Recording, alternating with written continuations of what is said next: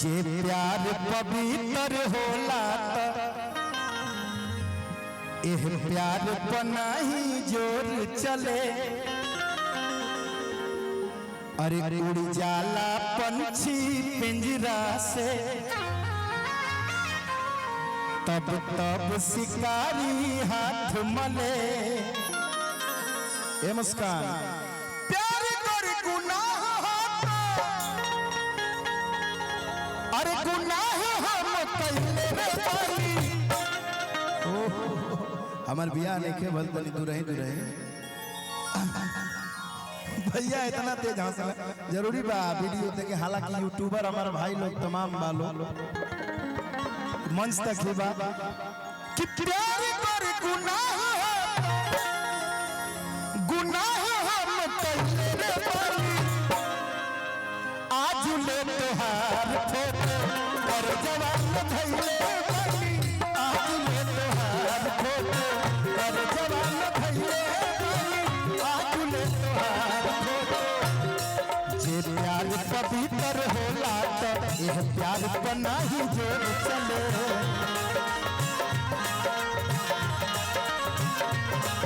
उड़ जाला पंछी पिंजरा से तब तब शिकारी हाथ मले।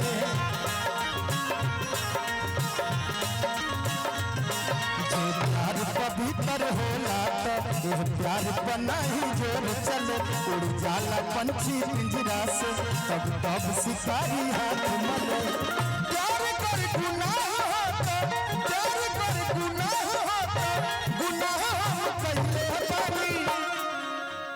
आज ले तोहार फोटो कर जवान धइले बानी।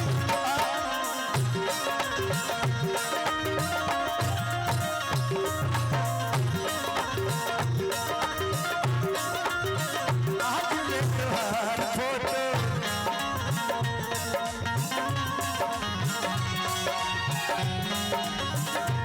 क्या बात है।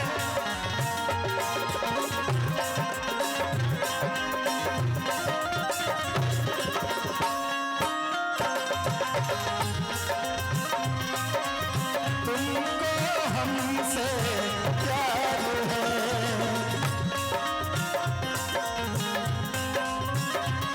बाबा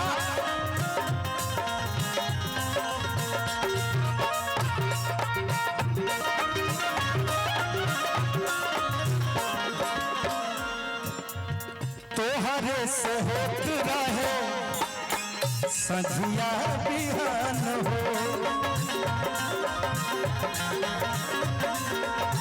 लोग देख गई छिनलो लब के मुस्कान हो।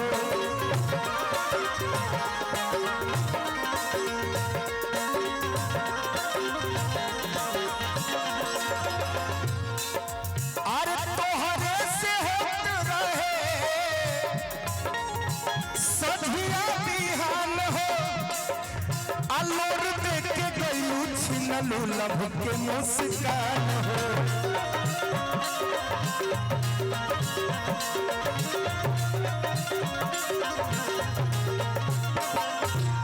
ए मुस्कान तोहरे से हो रहे सजिया बिहान हो। लोर देख के गईलू छिनलू लब के मुस्कान हो। इतने नहीं तोहरी सहेली से हो, सहेली उधर है सहेली। तोहरी सहेली से नंबर तोहर पौले बानी। आज ले तोहार फोटो कर जवान धइले बानी। आज ले तोहार फोटो कर जवान धइले बानी। आज ले तोहार फोटो। तुझको मैं देखूं तो भी घबराता है।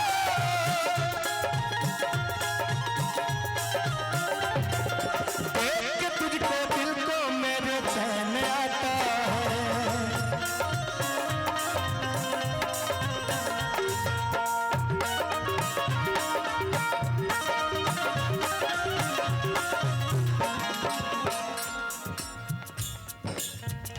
अरे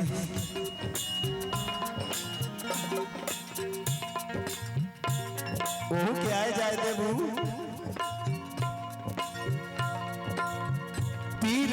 प्रीतिया के ओह दिन बुझाई छोड़ी के चली गलू मोहमो नया पीरा प्रीतिया के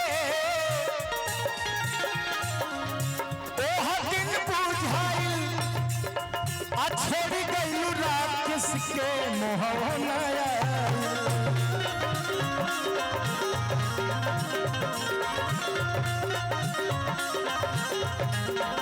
मुन्ना भैया पीरा प्रीतिया के वो दिन बुझाई आ छोड़ गई राकेश बिट्टू के मुँह न आई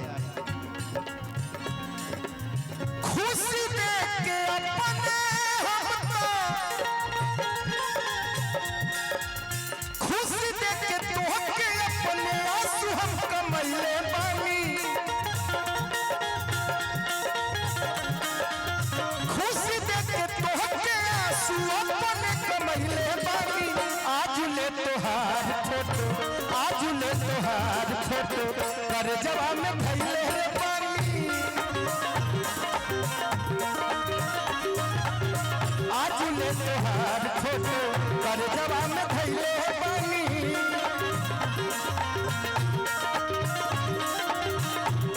जे प्यार पवित्र होला तो एह प्यार पर नहीं जोर चले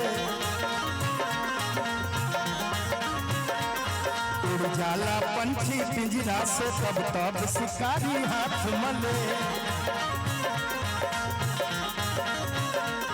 जे प्यार पवित्र होला तो एह प्यार पर नहीं जोर चले उड़ जाला पंछी पिंजरा से तब तब शिकारी हाथ मले प्यार कर गुनाह होता प्यार कर गुनाह होता गुनाह हम कइले बानी आज ले तोहार फोटो कर जवाब में भइले रे बानी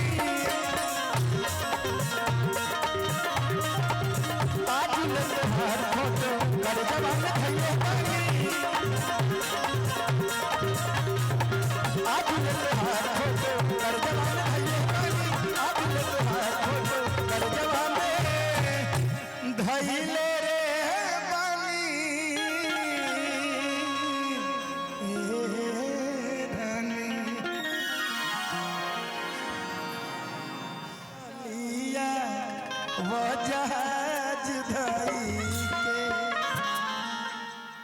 तमाम गीत बा कलाकार के संख्या है जो ज्यादा बा बारी बारी से सब अपन प्रस्तुति दे ना अमीर भाईवा मने मने थी करत हो कुल झोर लिखाया बहुत ही अच्छा गायक मेरा भाई मेरा मित्र